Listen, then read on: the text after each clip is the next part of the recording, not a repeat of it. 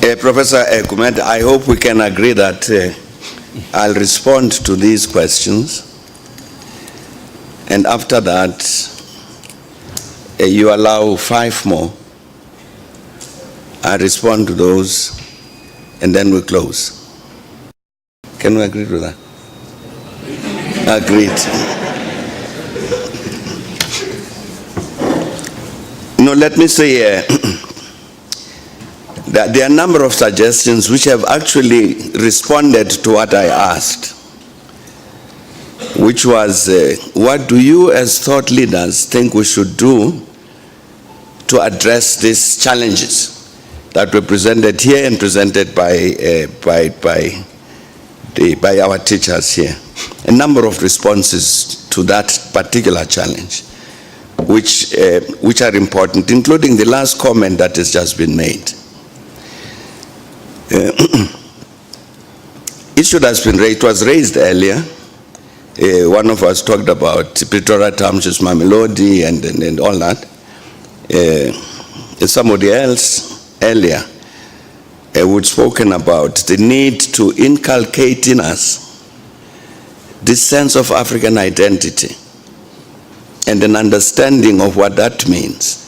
And even the young, and they said, let's develop enough literature so that people have got access to this material which teaches them this recognition of this African identity, the challenges it carries, and therefore our own responsibilities in that regard. Now, I agree entirely with this proposal that we need to look at ourselves. That's what I was saying. That in response to all of these things that are being said, what do we do about ourselves? What do we do about the rest of the world? Part of what we must do about ourselves is indeed what is indicated. How are we drawing our youth and our communities into an understanding of the kind of challenge that we face as a country and continent, so that they engage in those processes of change? Now, I was hoping that you were going to answer that question rather than pose it. Sia, where are you? There is Sia. I got a colleague of mine here, Siabulela Keve, who works at the Thabo Mbeki Foundation. And this is one of the issues that they discuss a lot at the foundation. Exactly this question. What is it that we should do here at home? And exactly to engage the youth in these sorts of processes that we're talking about. So before we disappear, you can catch him and tell him where to find you.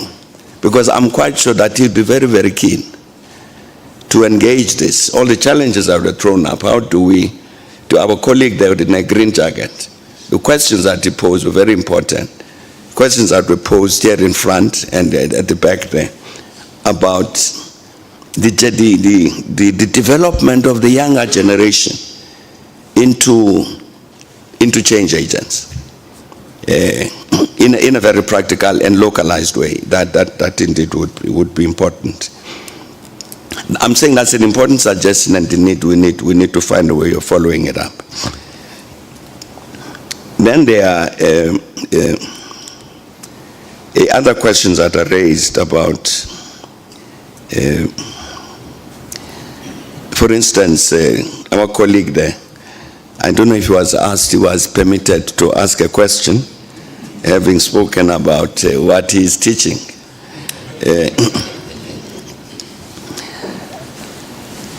The SDG, how can we expect the West to help Africa to develop?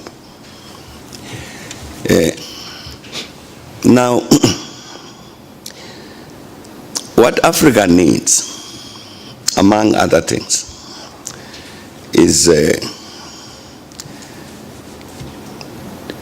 good educational system, properly financed. That is from preschool up to university.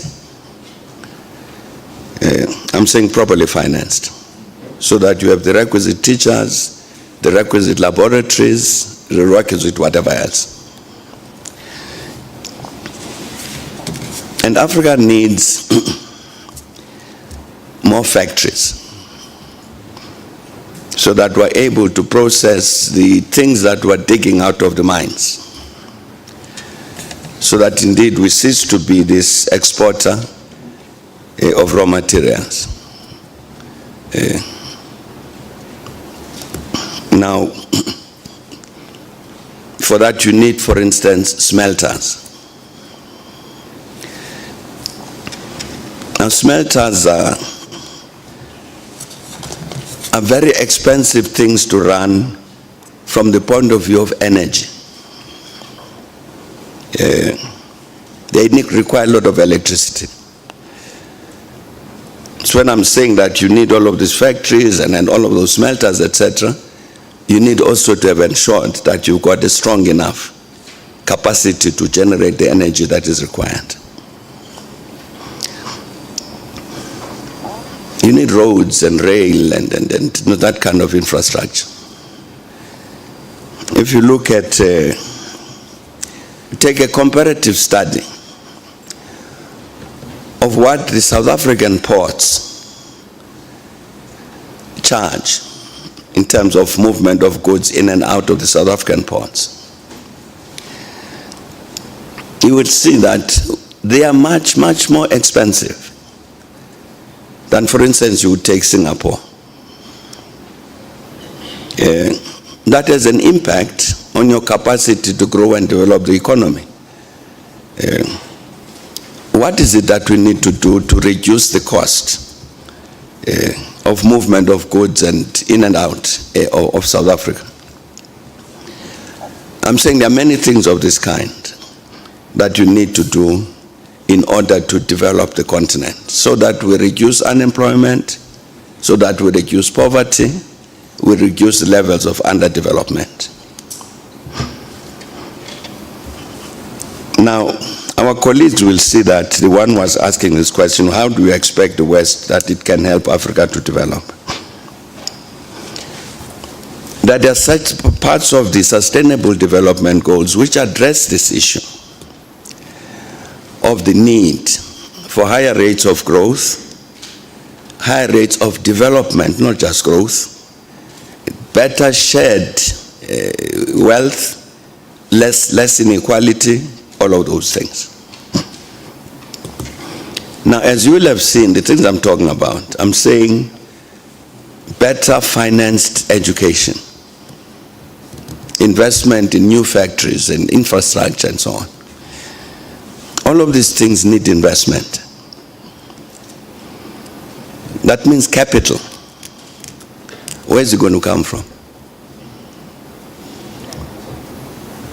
That's an objective reality.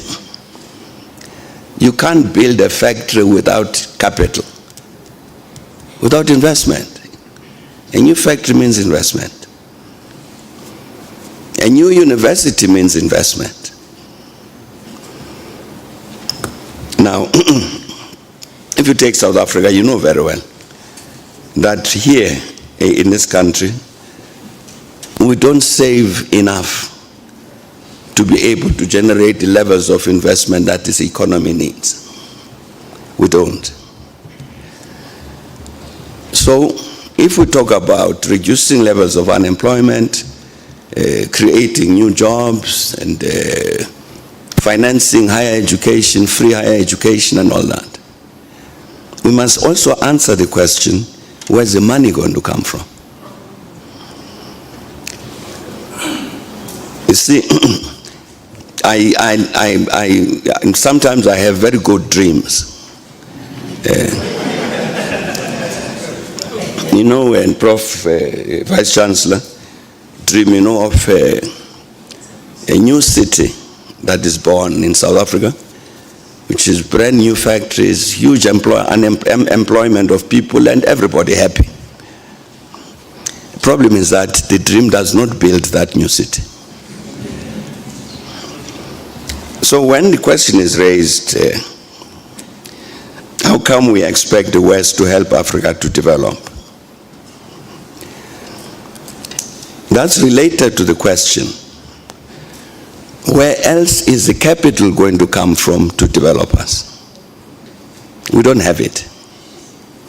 It's not enough. And I think there was even an addition of China to this equation. So rather than pose the question to me, we should answer this question. Where do we generate the capital to ensure that we are able to develop?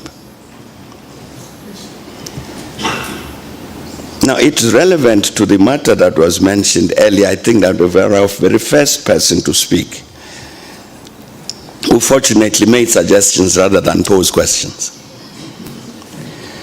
And one of the things which he said is that one of the things we need to do is to address a particular relationship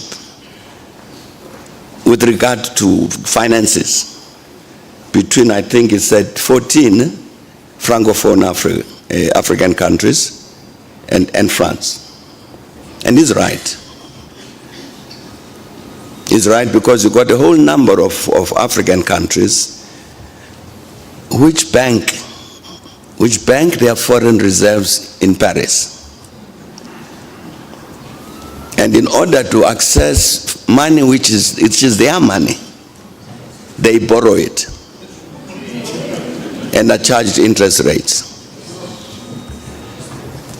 So those are resources, capital resources, investment money, which exactly we need on our continent in order to be able to develop the continent.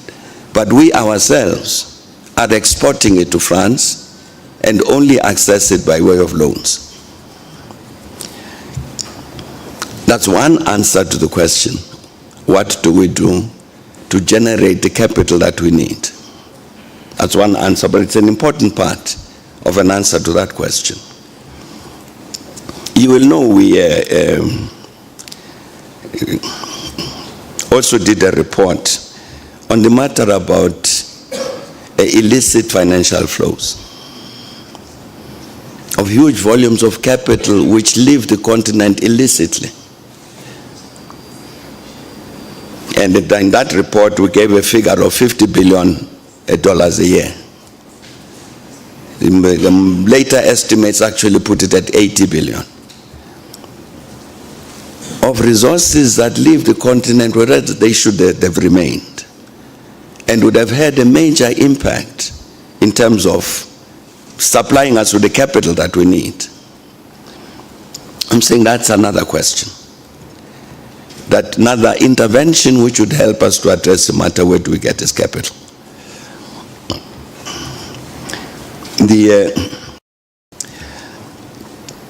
Somebody mentioned here in passing the Marshall Plan,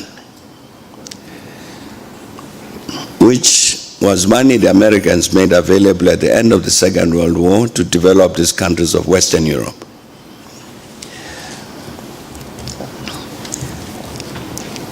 The Americans had similar relations with Japan at the end of the war.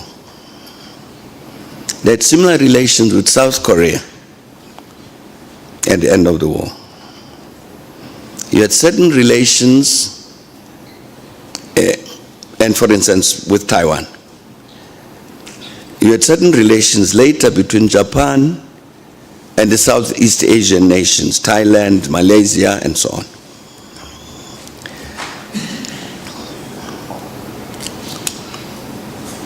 I'm sure you'd have seen the Chancellor of Germany, Angela Merkel, was in Washington recently. And one of the things she said publicly was to thank the United States for what it did in terms of the Marshall Plan to help to redevelop Germany. So I'm mentioning this because I think there's something that we should not accept, at least I don't, which is the notion that it is wrong to expect the flow of capital flows from the richer to the poor, that this thing is wrong. It's a wrong thesis. If you look at the development of West Europe at the end of the World War, there were huge capital flows from America to Europe, as with Japan, as with South Korea, as with Taiwan.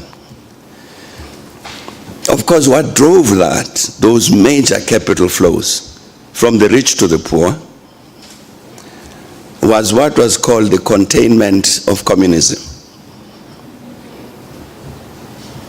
To rescue, to make sure that the West European countries don't fall under the influence of the Soviet Union, make sure you develop them.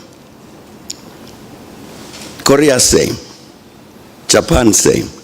Taiwan, same. And Southeast Asia, next, same. It was a political decision. But they understood that development depended on the movement of large volumes of capital from the rich to the poor. The same thing is required on this continent, of Africa. Africa is not going to develop by cutting itself off from the rest of the world. It can't. We produce gold. We can't eat it. We got to sell it to somebody else who needs it. An international relationship is unavoidable for us as a continent. So the question is, how do we answer that question? What is it that we need to do in order to intervene in a manner which succeeds in drawing these large volumes of capital that we need? And so the point that was raised, I thought by the last person there, that part of what we need to do is to respect ourselves. To take decisions, to define for ourselves what kind of future do we want, and to respect those decisions. Because we can't disrespect ourselves and expect the rest of the world to respect us.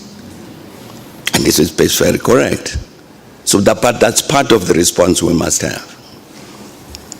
I must not be too long about this verse. You know, when we worked on NEPAD, we then said to the developed countries, the G8 that was mentioned earlier, we said to them, look, this is Africa's conception of how Africa must develop. Now, we want you people to redesign your system of cooperation with the rest of the continent to be consistent with this African vision of Africa. So they agreed and drafted what was called the G8 Africa Action Plan. So they looked at our plan and they said the Africans want to do this, they want to do this, want to do the other. Okay, how do we come into this? Hence this G8 Africa Action Plan. That was in 2002 when they adopted the G8 Africa Action Plan. 10 years later, by 2012, it had died. It had ceased to exist. Nobody abolished it. But gradually it ceased to exist. And the reason it ceased to exist was because these Western countries could see that they had committed themselves to certain issues here, which were going to weaken their position with regard to the African continent and strengthen the continent. And therefore it withered away, the G8 Africa Action Plan. In good measure, because of our weakness as Africans. That we didn't stand up to defend this. So this matter was agreed, and as a mutually responsible system of accounting, you can't walk away. But we allowed it to wither away. This is to exist, but that's our weakness. And I'm saying those are some of the things that we must address in terms of addressing this. Now very quickly, these other things. Someone raised matter about Washington consensus. I wanted to ask the question. It was him. There he is. What was the national consensus?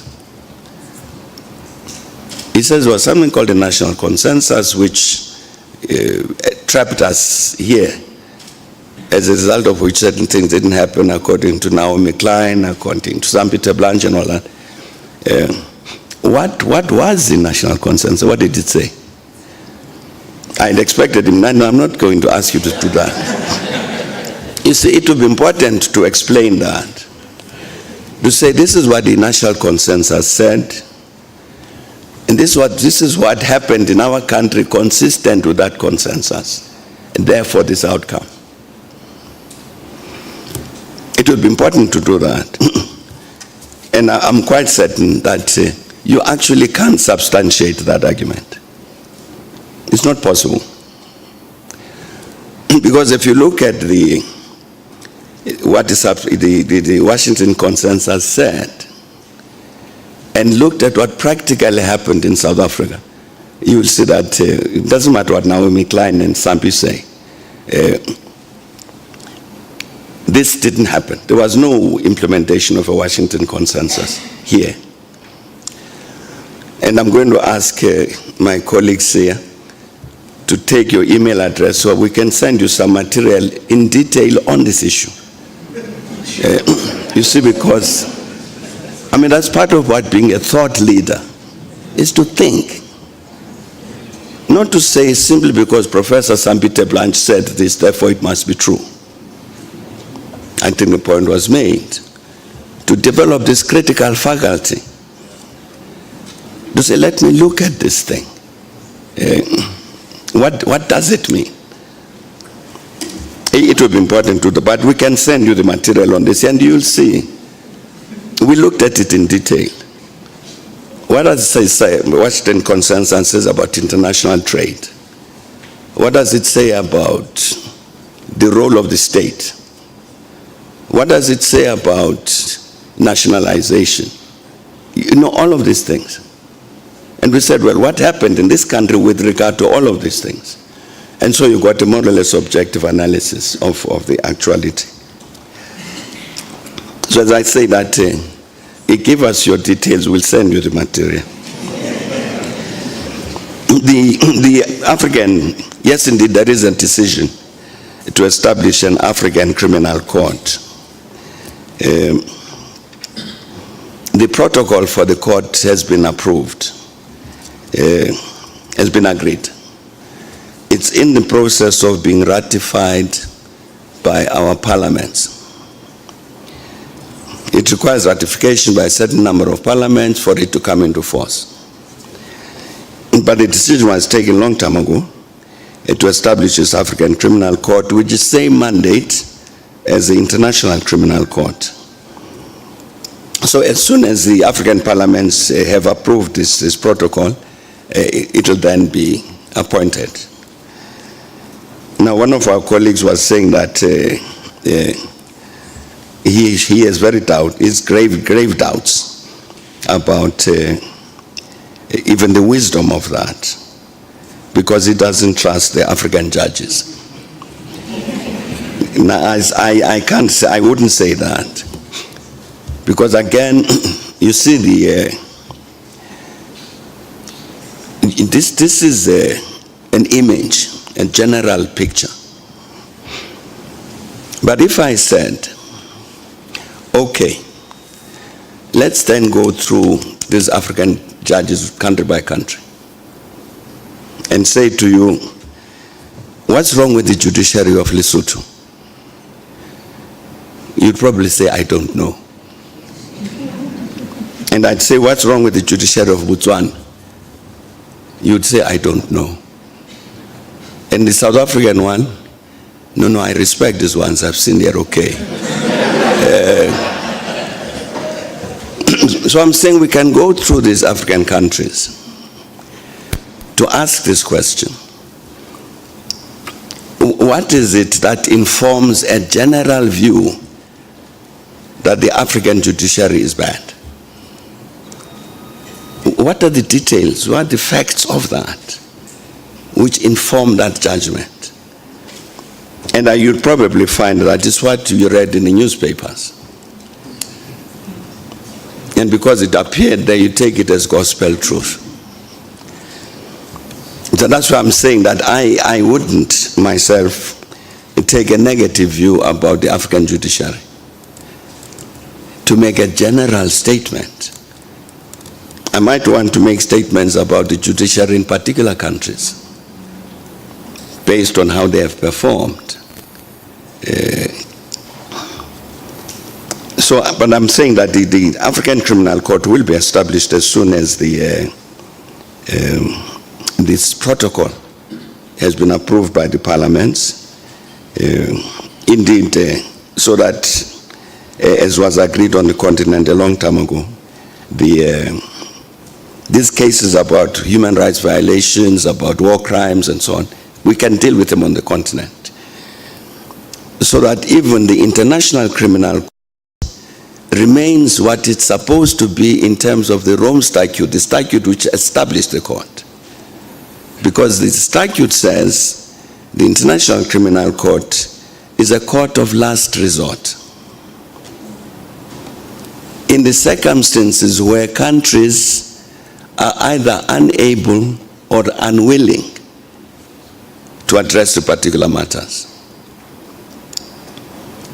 If we are unable or unwilling, then it comes to court. If the African continent has this African Criminal Court, and therefore has the ability to try cases of this kind, the International Criminal Court itself would say, no, but if you want to bring a case to us, there's a court in Africa.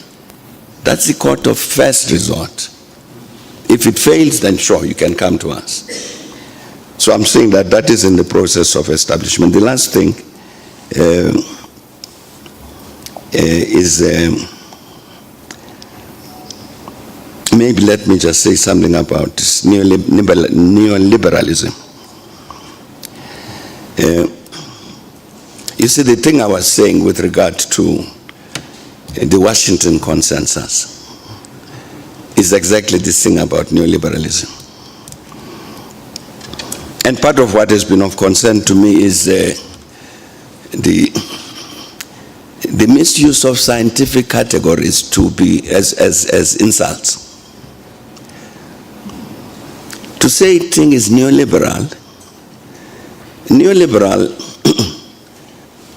there was a liberal construct. A liberal construct in economics, it would be represented by Adam Smith. That kind of notion of capitalism. It's a liberal concept. Change later to this neoliberal. Therefore, the word neoliberal in this context is not a swear word. It's a scientific category. To say rather than the framework proposed by Adam Smith as a liberal capitalist economy, you've got this later model, which is a neoliberal capitalist economy. Now it needs then to be specified, to say what is it that constitutes that neoliberalism, so that even if you decide I'm going to fight it, you know what kind of animal you are fighting. If you just use it as a swear word, it's not taking us anywhere.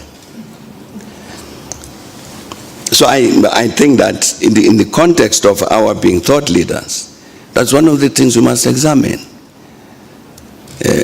I know that this particular word or description is used quite frequently here at home. This is neoliberalism. It's like this white monopoly capital. What does that mean?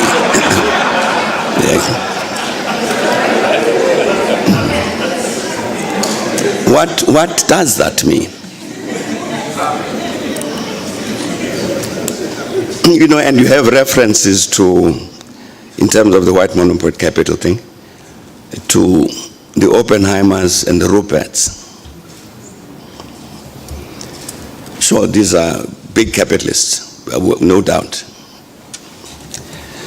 But in a scientific way, when you say we must deal with the challenge of white monopoly capital, you've got to understand it not as an insult, but as a specific socio-economic formation. So that you are then able to say, if this is a problem, this is how we should deal with it. And South African capital, domestic capital, is not the same now as it was in 1990. Radical changes. Part of them have got to do with the fact that with the end of the apartheid system, the end of sanctions, a lot of your domestic capital expanded. It has a footprint globally. So what used to be volumes of capital which were captured within South African borders changed.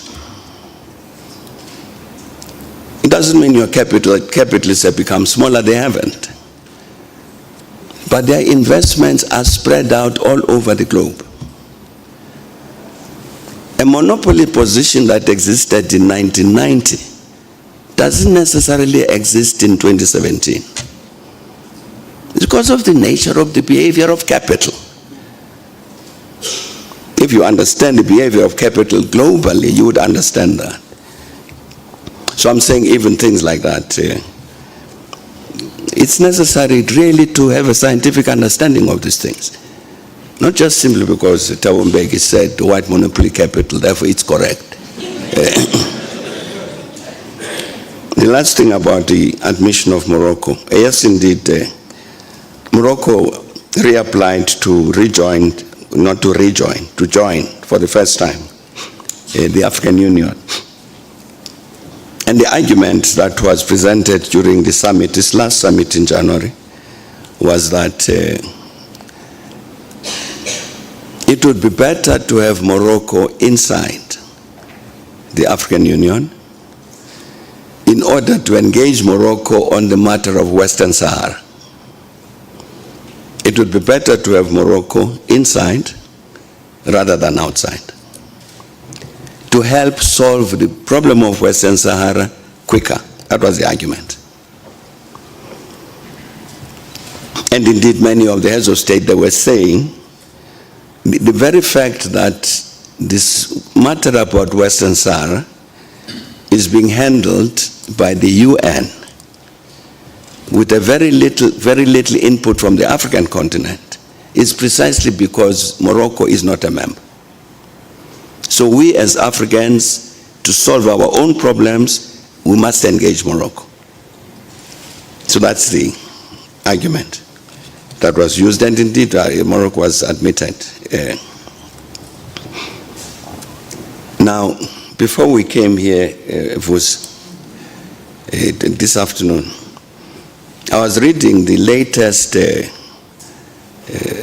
resolution of the African Union Peace and Security Council on the matter of Western Sahara. I'm sure Professor Gumede can circulate that thing among yourselves. It's a very, very interesting resolution because it confirms the positions that the African Union, the OAU before the African Union, and the African Union have taken on the issue of Western Sahara. That the people of Western Sahara must have the right to hold a referendum to define their status. That therefore the Security Council of the UN must do this, the AU must do the other, and so on, to respect this decision.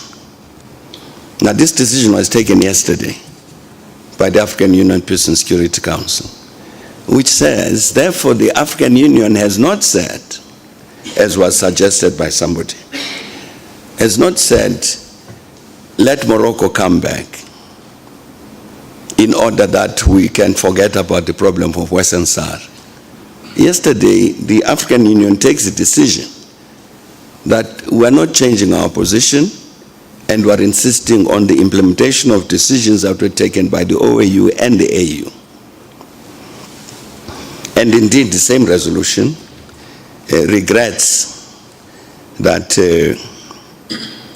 the representatives of Morocco who were asked to participate in the meeting to discuss the thing actually boycotted the meeting. But I'm saying the important thing about it is that, contrary to what has been suggested, the African Union has not abandoned its positions on Western Sahara. And I should like to say the second point with regard to that is that Morocco itself could not insist that we will only come into the African Union if the African Union de-recognizes Western Sahara. So you have Western Sahara as a member, full member of the AU. You have Morocco as a full member. And they work like that. So it may very well be that what was suggested, that it would be better to have Morocco inside to speed up the matter of the resolution of the conflict in Western Sahara, it may very well be that might be proved to be correct.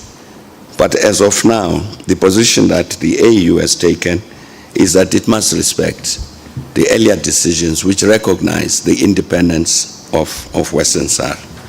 Which I think that's all. Thanks.